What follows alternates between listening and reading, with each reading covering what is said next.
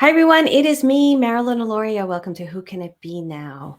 I am very excited to talk to you today because we are going to talk about dreams coming true, how to make dreams come true, how do you feel about the word dreams and goals, and how your guides can help you to get there. So, I am really excited with you to explore these different areas because I feel that we sit in a time now more than ever before, and it doesn't matter when you're listening to this, where we have access to pathways to our dreams, very, very clear paths to our dreams. And I feel like there's a certain formula in order to make those happen where we're engaged and excited and inspired and scared and tumbling along and just really making it all happen in the moment with detachment, but yet focused intention. And those are really, really important qualities to have as you are doing your path of dreams. And I really hope that this finds you at a time where, one, you're excited for your dreams. Some of you may be like, woohoo, yeah, I'm on this path. Some of you may be feeling like, they haven't really happened. I'm a little disappointed, but I'm willing to listen. And for those of you who are lacking belief because maybe it's been just really difficult, for those of you, I'm hoping that this just opens up that door, or it's like an envelope, ripping an envelope open to a new surprise. So I share all of this with you because I have a book coming out, and I really want to tell you about my experience with writing this book and how long it's taken for this to happen, and how much this has accelerated my creativity and my inspiration inside of me, and setting up my life in a way where I can write more days than before.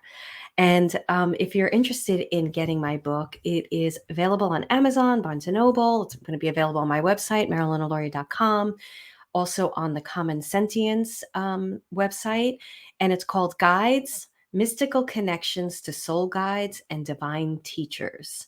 And it is by me, and there's a lot of stories in there by some incredible authors. So the first part of the book is all about what I feel guides are and what can be a guide, and just some really great information. And I think some information in there is information that I haven't seen other people necessarily teaching. I don't know every single teacher on the earth, so I have no clue what's all out there.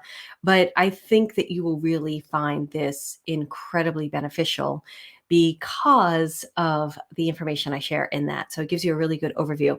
And then the middle part are stories. And I wrote two stories very dear to my heart, and a lot of other authors contributed their stories as well. And I feel like that's a really important part of this book because it allows you to see you're not alone. Many times when you were having these experiences with guides or psychic experiences, you may have written them off as coincidences, or you may have been told you're being dramatic, or you couldn't possibly be feeling that or seeing it.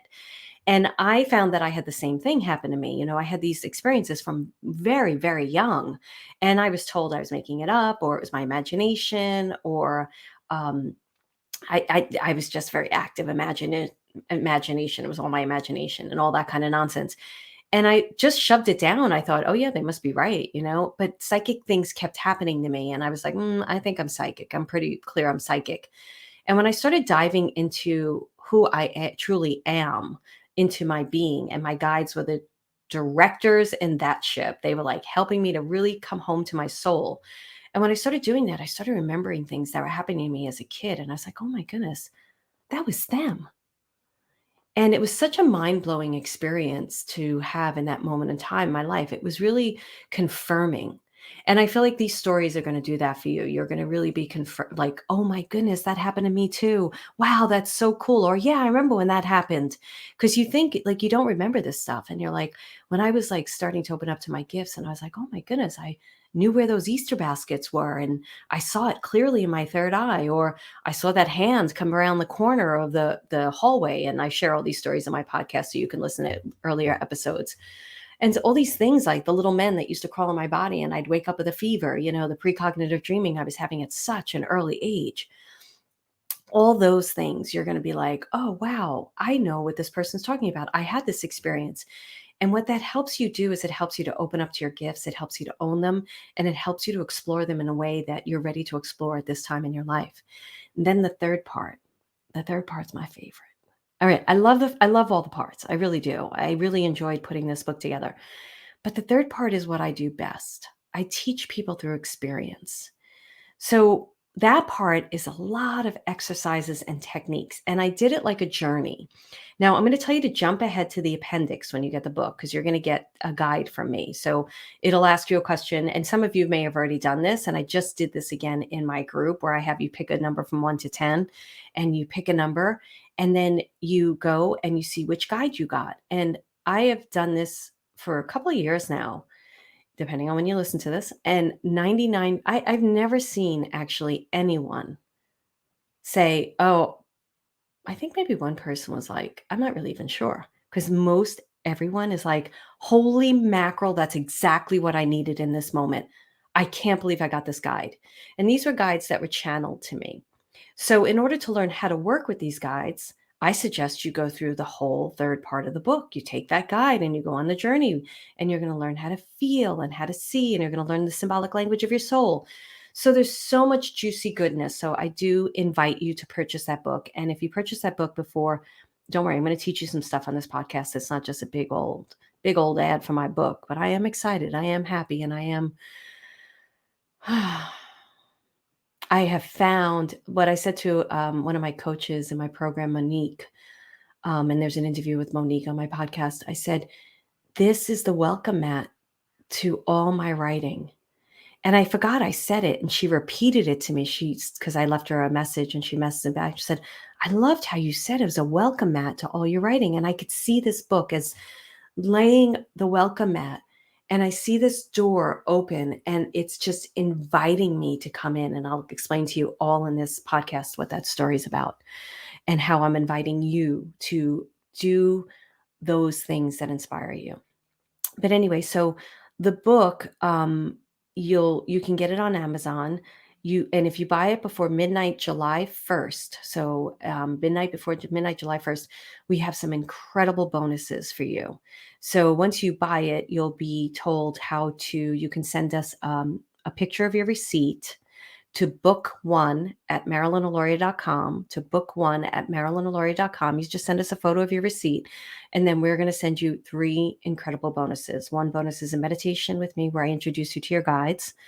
Another bonus is a great opportunity to continue these studies at a very discounted price. I would tell you, do it. I'll tell you more about that opportunity at the end of this podcast. And then, because it's just so good, and it's such a community of practice, people get to practice your gifts, and you get to open up to them. You get to be cheerleaded in them. And then the third bonus is a surprise, mainly because I can't remember in the moment. Oh, it's a live thing with me. Yes, now I remember it.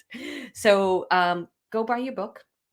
I guarantee you'll love it and enjoy it, and come play with me and party with your guides. Okay, so let's talk about this experience for me so that I can incite and excite similar experiences in you, and show you how your guides can just walk you home, all the time to your soul. So I had always wanted to write, especially at 12 years old, and I'll never forget it. I sat in my bedroom. It was a very small, cramped bedroom, usually very messy.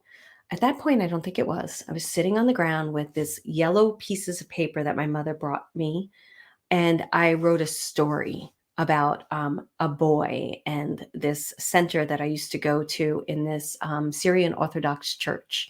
I only say that because we grew up Catholic in a very Catholic neighborhood, and then sprinkled in there were these great Orthodox churches. And it was such a beautiful experience for me to be able to experience other types of religions at such an early age. So I feel really blessed to have been introduced to that. It was really amazing. And I remember sitting on the floor and writing this story about, being at the center. They used to do this really cool center at night where there was a trampoline and air hockey and, kids our age running around playing. And it was really just such a great thing. And I wish, I think they stopped it after a certain period of time. And then I was in the bars I celebrated my 14th birthday in a bar. So if I stayed in that center, it would have been better for me. But, everything is what it is. And that's where story comes from for me, and where I have so much compassion for other people of what they've went through because of my life. So I was sitting on the ground writing on my floor and writing pages after pages after pages after pages. And I was so like excited by it because I discovered something in me that was truly interesting and fun. And I remember my mother telling me at a very early age, my mother had a lot of creativity in her that she didn't explore because she wasn't told that she was creative. She would paint, play the piano, sing, and she wrote too when she was in graduate school. She was a teacher, so she went for her master's and then her 30 credits above. And she wrote a story, and I loved her story. And she was like, no, it's not that good. Everything was, no, it's not that good. Or a painting, she was like, no, it's not me. The artist was fixing it. Like she could never fully embrace and accept her creativity. And I noticed at a very early age that she was doing that, but I'm also really feel really blessed that my mother was so creative, like read the New York Times and would take us to all these, like when she had the money, this restaurants off the beaten path. We got to check out this restaurant. It's got this really cool ravioli and blah, blah, blah, blah. And actually, I forgot all that stuff that she did. Friends reminded me because she would bring friends with us.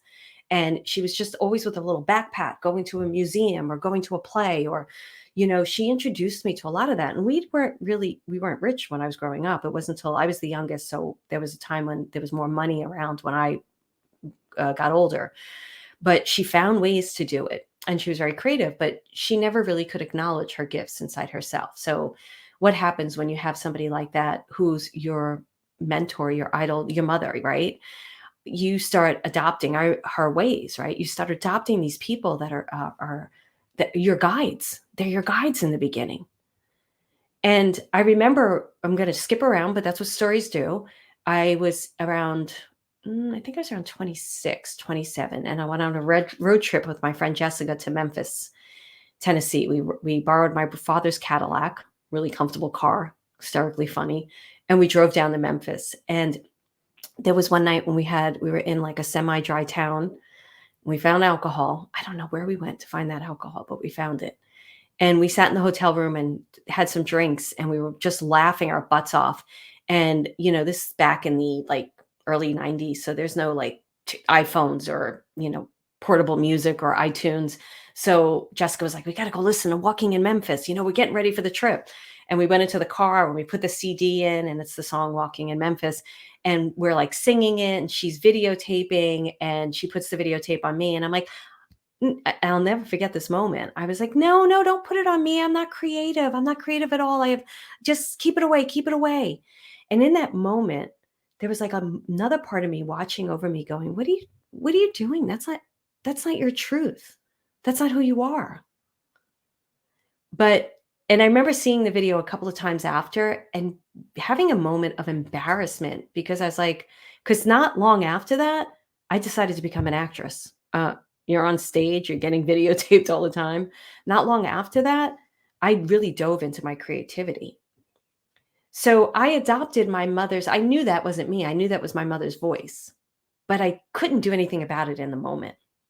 So going back to my writing at 12 years old. So I shared it with one of the girls on my blog. She was a mean girl. They were mean. She's okay now. She got in touch with me years later. And I read it to her, and it was like, that's it. And so what did I do? I threw it out and didn't write again for a while.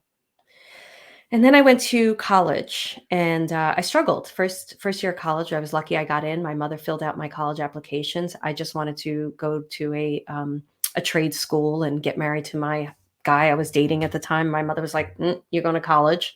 Filled out my applications. My grades were not very good. I don't know. I think my SAT scores were okay. I wasn't very good at those type of tests.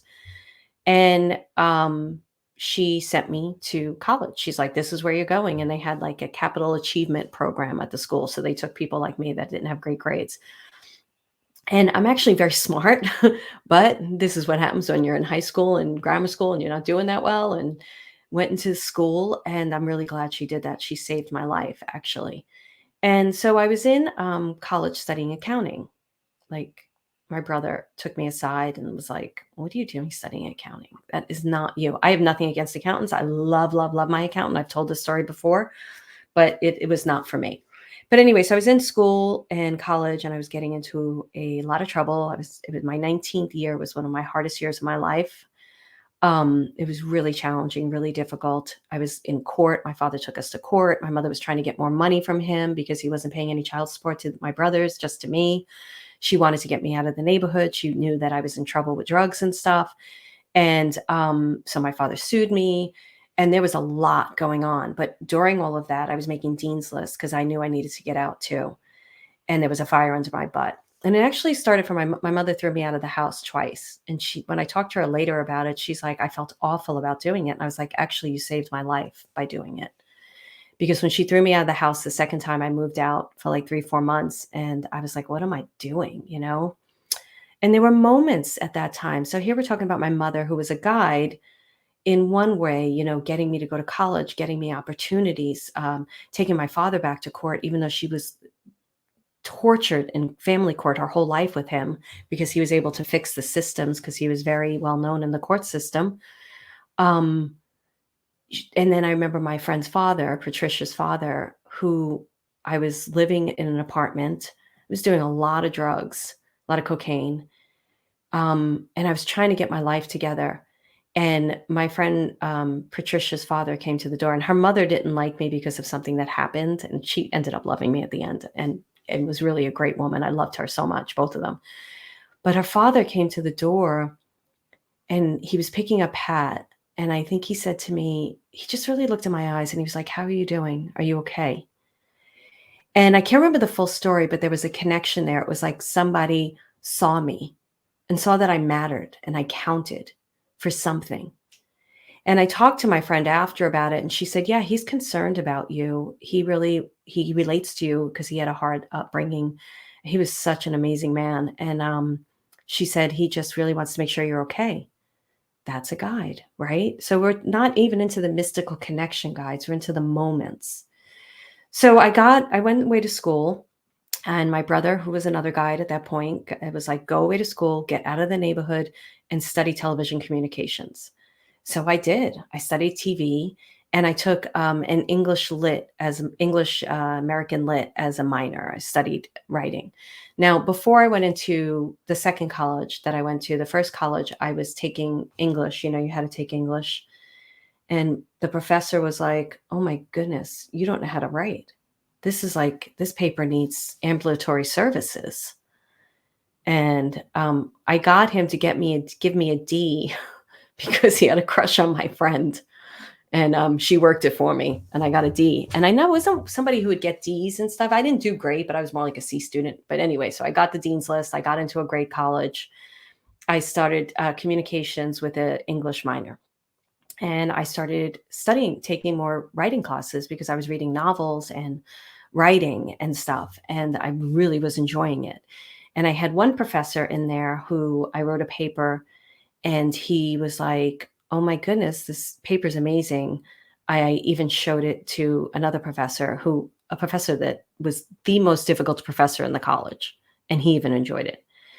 And it was like somebody, waving, saying, yeah, you can do this. You can do this. You can do this.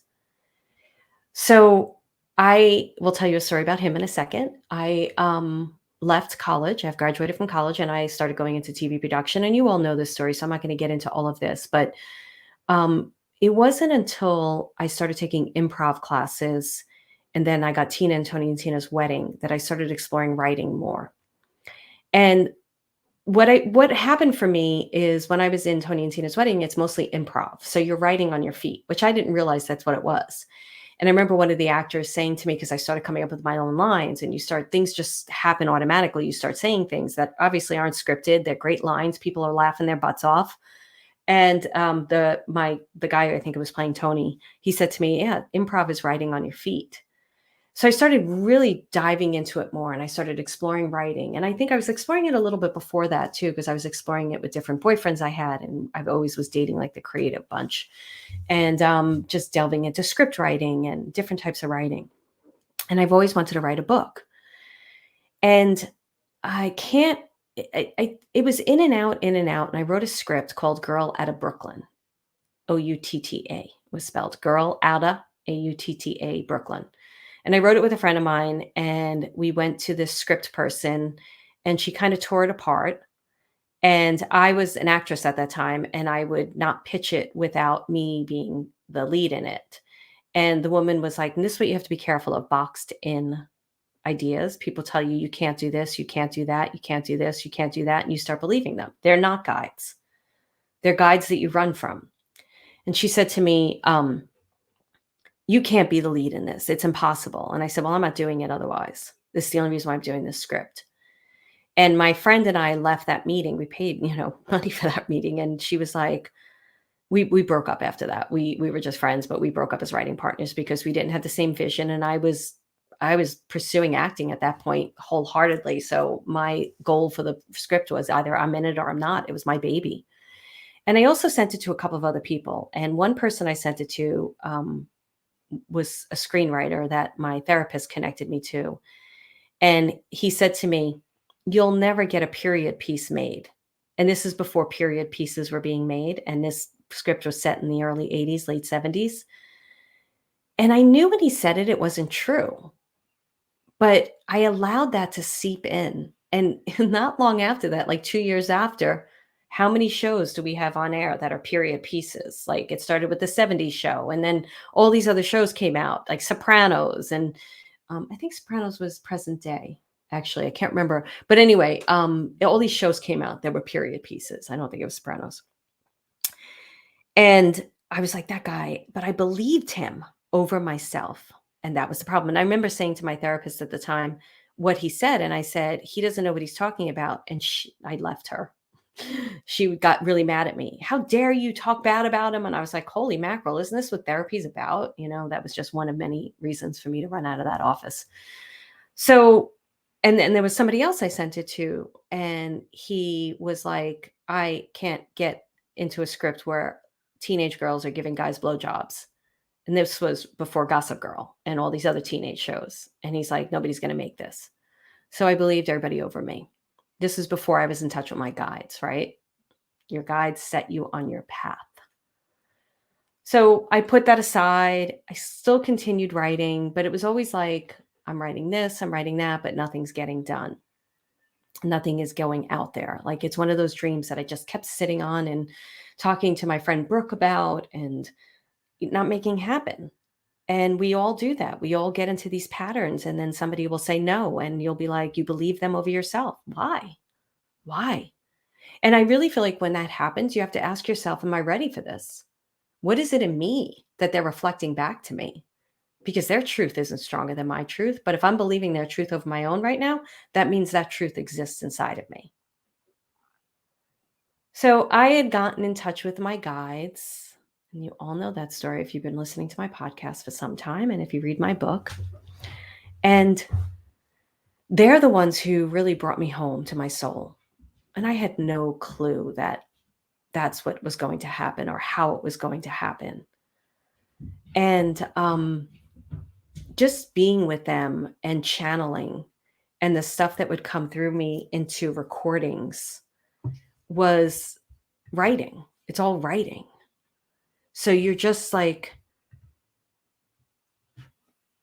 I'm just letting stuff come out of me. And like afterwards, when I would hear it, or even at the moment right after the channel session, if something stuck out to me, because I don't usually remember, I'd be like, oh my goodness, that was so prolific. That was so amazing. And also what I found was people would requote things that I said. And I started acknowledging and aligning more with myself as a writer. Now, during this process too, though, people were constantly remarking on my bad grammar and my tense problems. I go from past to present tenses and my spelling issues. But they always said I was a great storyteller. A lot of people would say I was a great storyteller. I did take different classes, like college extension classes, and I would have the teachers that would be like, what the heck are you doing? This is before I knew my guides. I'm just remembering all this now, so I want to bring this into the story. So I took a class at NYU Extension. This was before I knew my guides, and the teacher just did not get me. She didn't understand me. And then I took other writing classes, and it was interesting to me how some teachers loved how I wrote, and some teachers thought it was horrendous. So I took one class where it's going to be my next podcast that comes out in October, Sal and Me, where I started writing that story. And that the first teacher was like, he was a memoir writer. He was like, oh my God, this is a story. Holy mackerel. He even contacted me a couple of years ago to see where I was with it. And then I took a class with a famous publisher or editor. I can't remember. She was a publisher and an editor in a big house. And she like had no clue who I was. She was like, what the, like, could not relate to the material at all. And I share all this with you because that's the next dream that I am making happen. And I'm committing to it and being accountable to myself. And then I've had professors that have said, one professor in particular, he said to me in college, you write the way you speak, which is poetry. I'm going to repeat that. You write the way you speak, which is poetry. So there's all these different people in your life, and you have to, first of all, you have to give credibility mainly to yourself. Of course, you have to be open, no matter what you do, to hearing feedback, because that's there to develop you. And if it's feedback you don't agree with, that's okay. That's there to develop you as well. So moving the story along, I moved out of my apartment where I was definitely exploring more of my creativity, my writing. That's where I wrote the script. I found my guides. And then I moved into my first house in Sherman Oaks.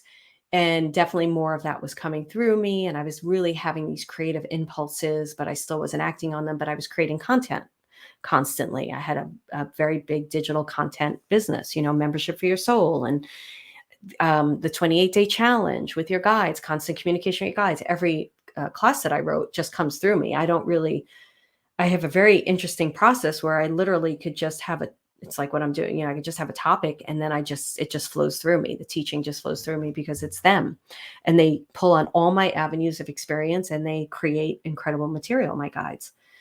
And when I moved into the house I'm in now, I knew I wanted to move someplace where I was in nature and I could write. And I just felt the calling to write. So when I bid on the house that I'm in today, there's these beautiful decks that look out on these gorgeous trees. It's very quiet. It's very peaceful. I have trails all around me that I can walk to.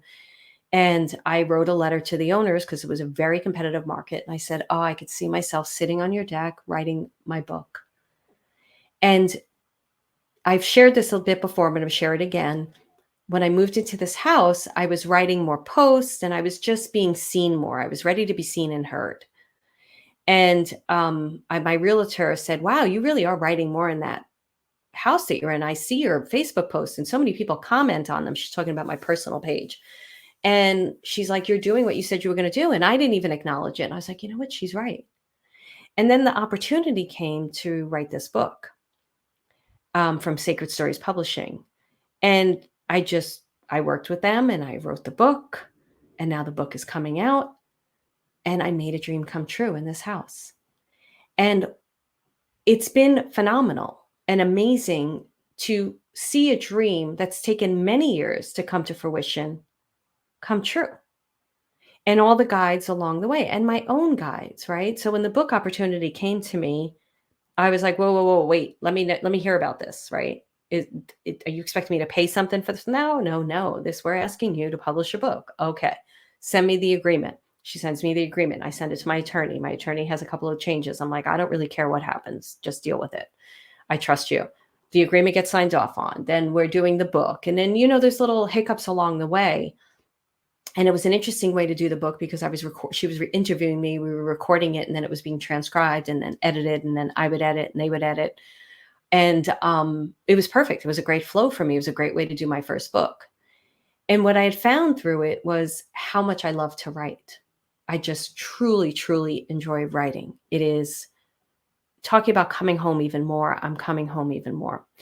And before I got the book opportunity, last year I hired a writing coach because I've taken many, many writing classes.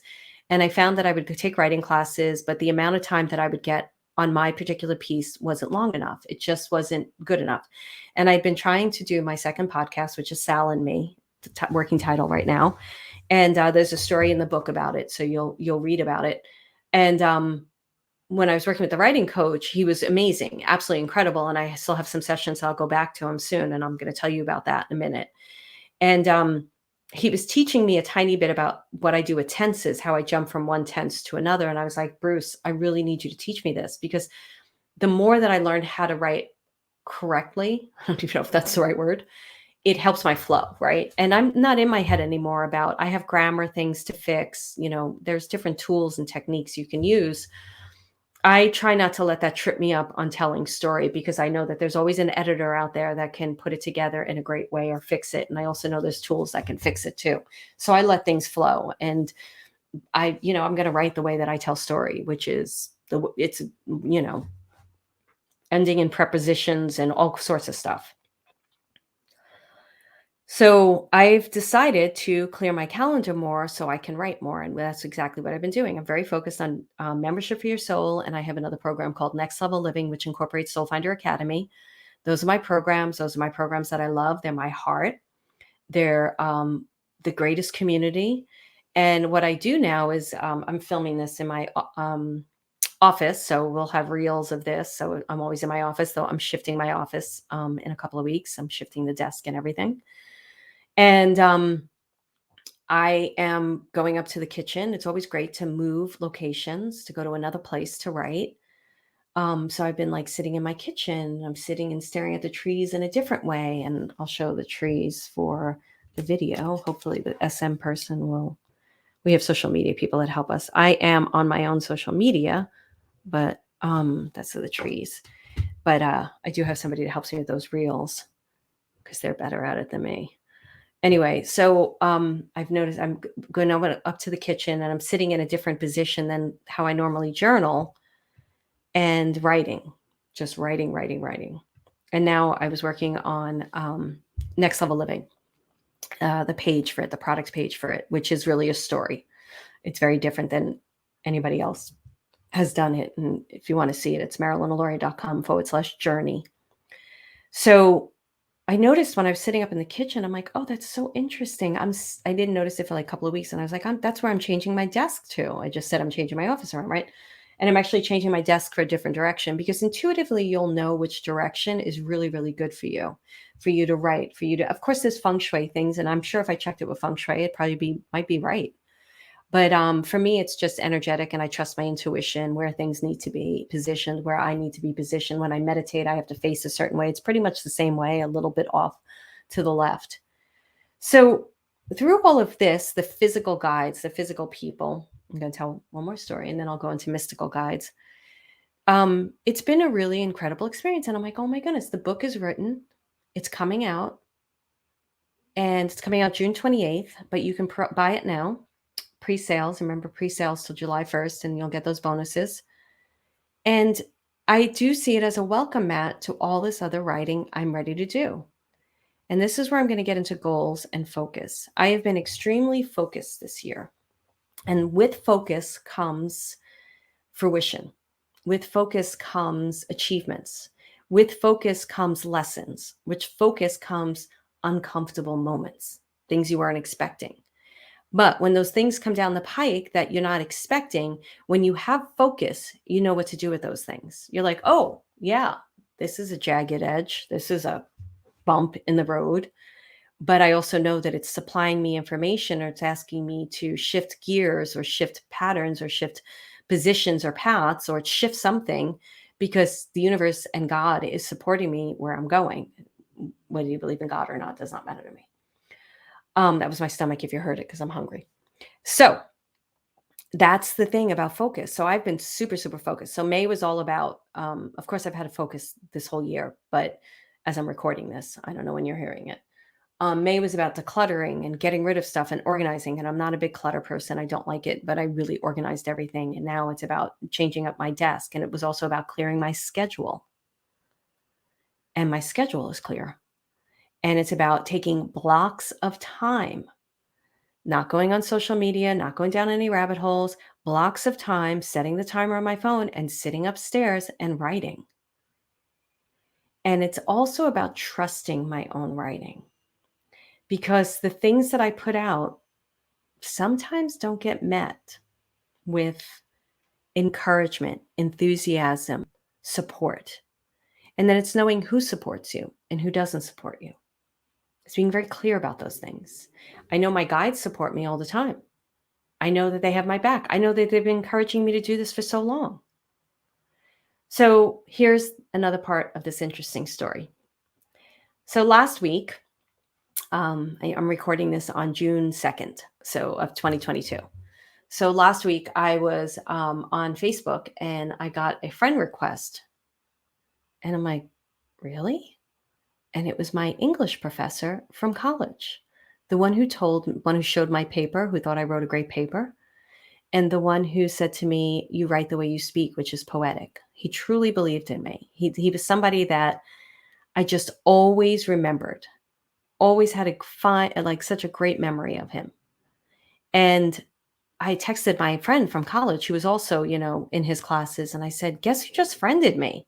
And she's like, "I know. I've been in touch with him via email, and he asked me where you were these days." And I told him, and I was like, "Oh my goodness, that's so cool."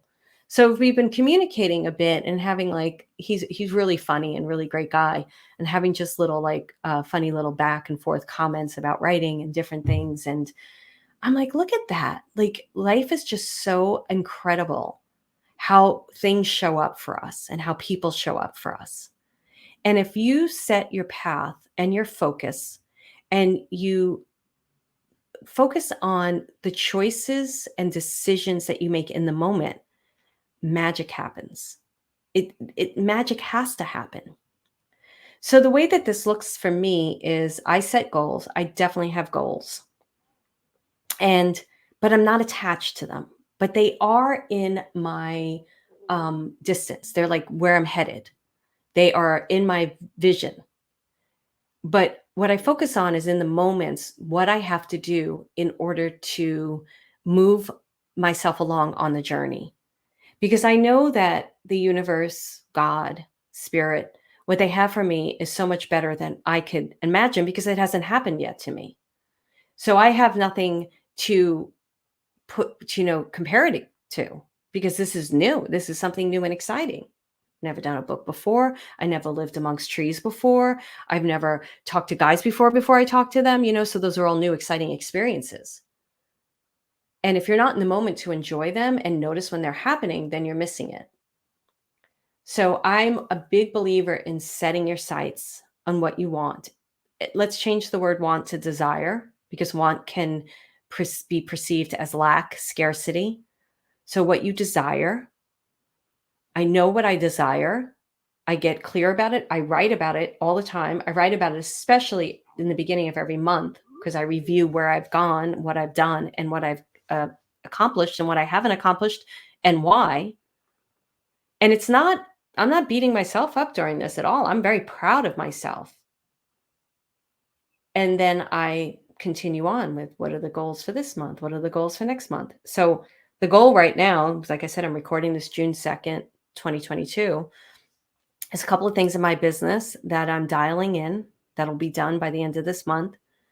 And starting July 1st, I will be starting the work on my second podcast, which if you think doesn't scare me, you're out of your friggin' mind. Okay, because this is a murder case. I'm going back 12 years of something that happened to me, even though it happened throughout my life, throughout the past 12 years a bit, but not like that. I have to recall it from memory. I have to find, no, this is what I did. I organized all the journals. I organized all the material. That was my goal this month in May, to organize everything so that it was at my fingertips. So everything's organized and ready for me to go. Once I move my desk, I get a bigger desk so I can put things out. And July 1st, July, August, September, I'm committed to, it's going to be longer than that, but at least getting those first few episodes so that it could launch in October. Now I'm scared. I'm scared. This is something I've been wanting to do for over 10 years. And by me announcing this to you, I'm committing to myself, but I also called two peers, very close friends in the business, in my business. And I said, this is what I'm doing. I need you to keep me accountable. That's what I love about Membership for Your Soul. We now have progress pods in there where they help you to meet with like-minded people, great people, and we're going to help you to move the needle forward in your life. So if you're interested in Membership for Your Soul, you can go to membershipforyoursoul.com/trial, TRIAL, and you can take a dollar trial for 30 days. A lot of people are doing it, trying it out, and staying. And if you've done the trial already, you can't do that, but you can come join us at Membership for Your Soul, and you can email us at info@marilynaloria.com, ask us how to join, or just go to membershipforyoursoul.com and join. We do know who's taken the trial before, so don't try to do it again. With that said, so here I am, very focused. Also, the whole time, who do you think has been guiding me the most, whether I have been in touch with them or not? My guides. They are the ones that brought me to all these different people that have helped me, that have supported me. They have brought me to my urgings inside, my thirst. They have reminded me who I am. They continue to remind me of who I am. They support me through the risks and the changes and the difficulties and the excitement and the opportunities. And they walk with me hand in hand through the entire thing and experience, and they're still with me, always with me. And what they have done is, one of the things that I did just this past week was I was journaling about, what do I truly desire instead of what I want. I used to be what I want, but I've shifted that now. What do I truly desire? And when I envision my day a year from now, maybe 3 years from now at the most, I see what I do and how I'm spending my time. And a lot of it is writing and creating and doing podcasts. And because I really, really enjoy that. And of course, I have my communities and stuff. And I see how I spend my day. And my guides and I, we work together on that. We get together and they color it in for me. And they let me know that I can have it. And they turn on the light switches inside of me to remind me of who I am. And then when I walk around my physical life, they point me in the directions. They send me signs and symbols that are turning that light on even more, turning up the light. It's like a ping. Sometimes it's like a pinball machine inside my body. It's like ding, ding, ding, ding, ding, ding, ding, ding, ding. You know, all the lights are just going off at once. And I'll give you a moment in a second about that. So when you start working with them, what unfolds in your experience is spectacular. And the thing that I can say to you is, it doesn't happen overnight. I have been working with my guides for over 15 years. And I'm not saying you have to wait 15 years, because I would never say that to anyone. I don't know what your time period is going to be, but it's like learning a new language. You know, you're getting to know, getting into a new relationship with someone. It's just like any physical relationship. You're going to hear about relationships and how much it is a relationship in this book. And that's something I haven't heard people teach the way that I teach in that. And again, it's not a comparison thing. It's what I'm doing is giving my guides credibility, because I'm sure other people talk about it. I just, like I said, I don't know everyone, and I'm so glad there are people teaching it about it. But what I'm saying is that I personally learned most of what I'm teaching you from my guides. They are teaching guides. They came in right away and they told me, we are teaching guides. And I didn't know what that meant. And I was pursuing acting at the time. And I'm like, all right, great. You're teaching guides. And then they started teaching me things, because there was no internet.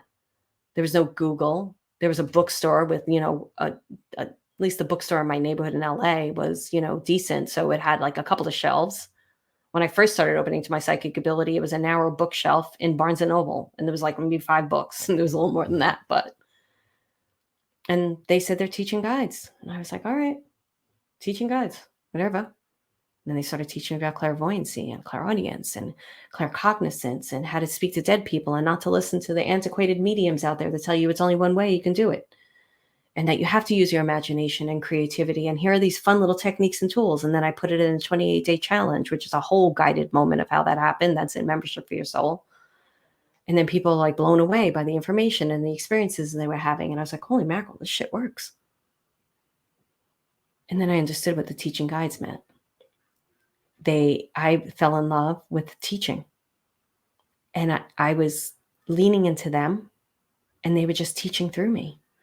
And it was interesting to me because I would talk to friends who do content, and they were like getting ready to do a class, and it was like a month away, and they were like, I got to sit down, I got to outline it, I got to write it, I got to write this out, I got to write this meditation out. And I'm like, really? You have to do all that?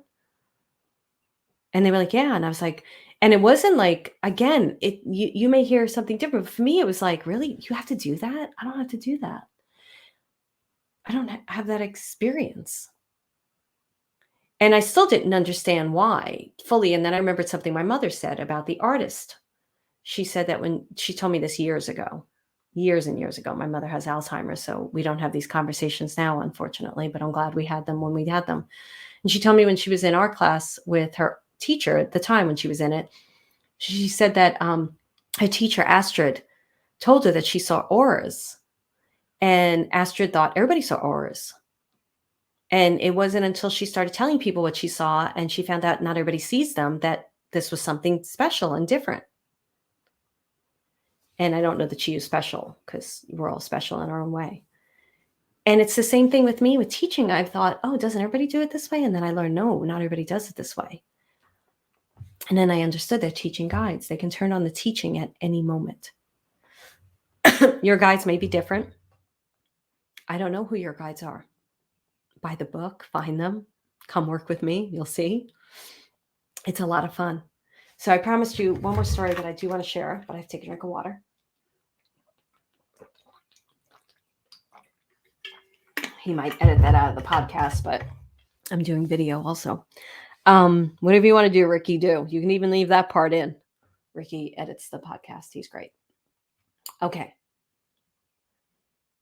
So maybe you don't know my story about Mr. Owl, and it's too big of a story to give right now, but it is weaved throughout my podcast. And there is a whole episode, I believe, on Mr. Owl. So I really have to start like printing out a list of all my episodes so I could say it's on episode number, blah, blah, blah. So I will do that eventually, organize that part of it.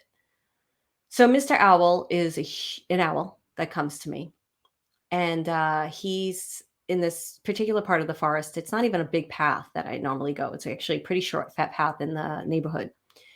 And I run into him at very crucial times in my life when I'm making a big decision or something new is happening or I've gotten an opportunity.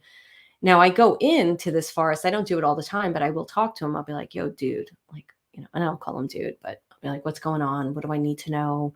Is this something I should be doing? I don't know. Is this going to be a success? And then he shows up and I'm like, holy mackerel, there he is. I was having a big moment with Soul Finder Academy and two of them showed up and I was like, fuck, there they are. And it's really cool. So with the writing of my book and everything, I was walking through and talking to him and I'm like, God, and talking about my business, and my business is shifting, and Membership for Your Soul we're adding progress pods and we're adding things to it. And Next Level Living is a new program for people who really want to study with me more intensely and go through the Soul Finder Academy and study every month and deep dive into the gifts. And I'm excited about all that I'm doing. And I'm like, yeah, but it's a big shift. It's a big change. I don't know. Is this the right thing to do? And I was on the phone. I was leaving a message for my friend Dustin, and I did I think the post is in Instagram. It's definitely on Facebook about this. And I was walking in the forest and I'm like, I don't know. And I never talk on Voxer, which is an app where you can leave a message for someone when I'm in this part of the forest, because I want to stay open to the owl. And I'm leaving in a message and I'm like, so this happened today and I don't know. And this is what I need to do. And I'm feeling like I need to shift something. And I'm really getting into writing and this is amazing. And I have to make more space and da, da, da. And I'm leaving a message and all of a sudden I hear a noise and I'm like, is that and I get willy nilly with the freaking off leash dogs around here when people aren't in control of them. And I'm like, is that a dog? And I'm looking around and right in front of me is the owl. And I was like, I gotta go. I was talking to my friend Dustin. And I sat down with the dogs and I just talked to Mr. Owl. And I knew, like, I had an idea of what had to happen. And I left. And the next morning, Dustin left me a message. And he said, I don't know if you know this, but owls are really important to me. I'm not sure what they mean, but they're really important to me. And then in like a minute, he gave me succinctly what I was already feeling, but Dustin helped me. that morning, I was like, it was getting really clear. And then gave it to me in a minute. And I was like, after listening to that message, I was like, oh my goodness, that's exactly right. And I was pivoting in that moment. I was like super excited and my whole system was open and all these ideas were flooding me at more freedom to write, more things for my community so they can learn, like just so much stuff coming through me. And I was like, yeah, this is great. And now I'm getting to the end of my stories. So then I've been talking to Monique. And we've been sharing. Monique's in Next Level Living, and she's going to run one of the progress pods in Next Level Living because they're really important because they keep you. They're a creation of this guy, Richard Ralston. So we purchased it from him. I don't want to take credit for progress pods. They came from him. And we're really excited about doing it because it gets the one thing my community love is they become really good friends and they like coming together. And I think it really helps you to be accountable. Dustin's one of my accountability partners. He's one of the people I've asked him to keep me accountable to this next podcast. So I've been talking to Monique back and forth, and she was a coach in SFA, and I know Monique very well, and she's in Next Level Living now. And we're just discussing different things, and I'm talking about writing, and she's a really amazing coach, Monique. And she was just, mirroring back what I was saying. And I've never heard you talk this way about writing. And it's really great to hear about you. And I'm like, yeah, this is something I've loved to doing. And, I go into, I'm just walking on the path, I'm about to enter the path again, and no box or nothing, because I just want to enter the path. And I run into my neighbors and I'm like, have you seen the owl? Just because he has two little kids and I'm just having a conversation. I'm very friendly. Matter of fact, side note, I was at the farmer's market yesterday and this guy is standing next to me with a basket of fries. And I was like, you better not stand there too long because I'm going to be grabbing one of those fries soon. And he just looked at me and I'm like, people don't get my personality. And also he probably thought I was flirting with him, but I was not flirting with him. I was really studying the fries and about to reach my hand in and grab one. And I thought, oh, this is really funny. But anyway, so I talk to everyone. I really do. I'm super friendly. And so I was talking to my neighbor. I'm like, have you seen the owl? And they're like, no, we haven't seen the owl for like 2-3 years, like a while now. And I was like, oh, no, I see him all the time. And he's usually on this branch, but they cut these branches. And then sometimes he's there. And then, yes, I said last week I was on the phone, like leaving a message to my friend, and he was right in front of me. And they were like, wow, no, we'll have to look more. I have not seen the owl. Have to look more. Pay attention to that. We have to open our eyes to what's around us in order to see the signs and the symbols. So he was like, oh, we're going to have to pay attention. That's great. And I was like, all right, have fun, have a great day. I'm waving goodbye. And I turn around and I'm walking down the path and I'm thinking about everything I'm doing in my writing. And what do you think flies over my head? The owl. So friggin' close. Right over my head. Now, there is another part to this story that I want to share. I didn't think I was going to share it. So a moment, right? I'm like, oh my goodness, I'm so on my path. The owl is a guide. All of this guidance is around us all the time. And I think I left that and I left a message for Monique. I don't remember timing of things. It's not important to me. I do journal things so that when I go back to the Sal podcast, things are going to be very specific. This happened on this date. This happened on that date, at least the things that I have records for. And the channel sessions I have dates on and stuff. But a lot of times I don't remember when the sequence of things, because synchronicity to me isn't a linear thing. It's a magical moment that happens all at once, right? So even things are linear in time. When you start experiencing what their meaning is and how big it is, it becomes all together. It's like this multidimensional experience. So I left a message to Monique because I think she said something about the owl. And I said, you're not going to believe this. The owl just flew by my head. And during this time, I've been watching the HBO series, The Staircase. And I know the story of The Staircase. And The Staircase is about Michael Peterson. His wife was found dead on the staircase. I'm not going to get into the whole story. It's very interesting. And I heard about it once. The first time I heard about it was on a podcast. And they told the story of it, how the owl may have done it. Okay. So that was the first time I heard about that theory or heard the story. And then I knew there was another podcast about it. And then I know there's a documentary about it on Netflix. I never watched it. And then my friend Brooke was telling me, you have to watch the series because I love true crime. You have to watch the series on HBO. And so I started watching it, and I just got to the episode where they show the possibility of the owl doing the hurting her, that she died. And so that was the last episode I saw. And I'd already had the owl fly over my head. I saw that episode, wasn't making any connection at all. And then Monique left me a message. And that was the message where she said, I can't believe how much you love writing. It's really incredible. Oh my goodness, it's so exciting to hear it from you. I'm like, never heard you so excited and passionate about it. And I love how you said the welcome mat, and this book is the welcome mat to all your other writing. And then she ends that message with, oh my goodness, that owl flying over your head, that must have been unbelievable. I can't wait to hear what that means. And right at that moment, I understood it, because The Staircase was a podcast about true crime.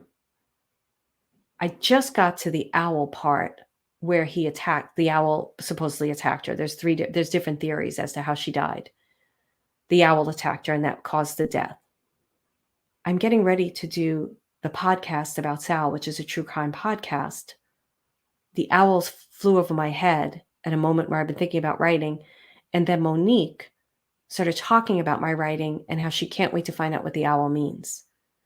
And in that moment, I was like, oh my goodness, it's really telling me and encouraging me to do something I'm very afraid of doing.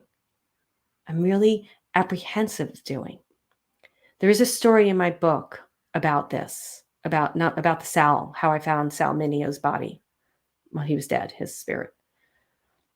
And it was a story, but it was almost pulled, and I did not want it pulled. So when you buy the book, Guides, Mystical Connections to Soul Guides and Divine Teachers, you're going to get to see that story and read that story. And next week, I'm going to read some excerpts from the book and take you through some lessons yourself. I want to take you through some things. But it was in that moment, and this is what I'm trying to say, that guides are in everything, that I got the encouragement to do it. Now, again, I'm going to reiterate, am I scared? You bet. And I'll tell you why. One, he's famous. He was famous. You may not. I didn't know who he was when I found him. And even when they told me his name, I didn't know who he was. But he was a famous actor. Two, I have an idea of who the murderer really is. I don't know how I'm going to approach that. I have to talk to a legal person about that. Three, when I open up and work on this case, I literally get sucked into it because Sal starts coming to me. Things all around me, crazy coincidences that you would call them, but it's synchronicity, happen, like insane stuff. And I needed to free up my time, because when I go into it, I lose hours in it. And four, it's a big undertaking. It's a produced series. It's something that I'm choosing to do myself right now. It's big. And I don't know what's going to come from it, because it's going to be in real time. So I'm going to go back to the places where his body was, and if I can get it to where his body was, back to the place where I think the knife is. I'm going to be exploring all this. This is so big that I can't believe I'm sharing this with all of you, and I'm just hoping that I do it. I'm trusting. Spirit said, I'm trusting I will do it. And it may be a bust. It may be met with critics. It may not do well. But that's not why I'm doing it. It's because when I write this story, when I dive into it, everything in me lights up like that pinball machine. Ding, ding, ding, ding, ding, ding, ding, ding, ding. And I feel alive. And that's why we're here. So I do hope that you enjoyed today's episode. I would love for you to buy my book, Guides, Mystical Connections to Soul Guides and Divine Teachers. We will have the link in the show notes, link on social media. And if you have any questions at all, you can email us at info@marilynoloria.com and we will respond. And remember, if you purchase the book by midnight, July 1st, you are going to get some incredible bonuses. Thank you so much. And I look forward to talking with you next week, where I'm going to read some excerpts from the book and take you through some exercises yourself. All right, guys, thank you so much. This is Marilyn Aloria, and this is Who Can It Be Now? And I will speak to you soon. Bye.